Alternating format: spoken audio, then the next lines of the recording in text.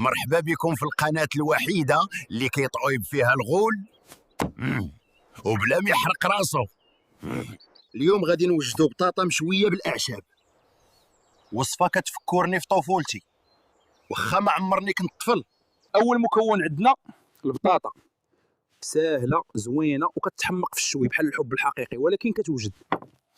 ثاني مكون هو الثوم، ريحته كتفتح الشهيه وكتخلي الطبخه تقول واو. وثالث مكون هو زيت الزيتون، ماشي اي زيت، هذا كيعطي الطراوه والنكهه الزوينه بزاف.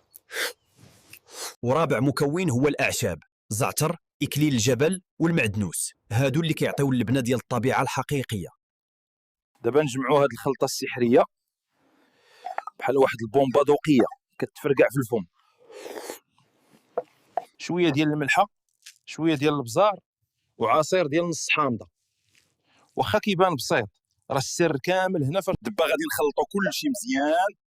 خاص كل قطعه ديال البطاطا تشرب ديك النكهه كامله، حيت ماشي غير الطياب، النيه زاده مهمه. ما كاين لا فور لا طياب ستيم.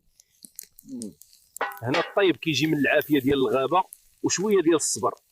واخوتي هادي ماشي بطاطا، هادي بويتري ديال الفحم والاعشاب، وغادي توليو طباخات الغابه. اي اللي عجبتك هاد الوصفه دير لايك كومونتي وبارطاجي مع صحابك اللي مازال كيطيبوا البطاطا في الميكرووند، وما تنساش دير ابوني، راه الجايه فيها العصير ديال الحشيش.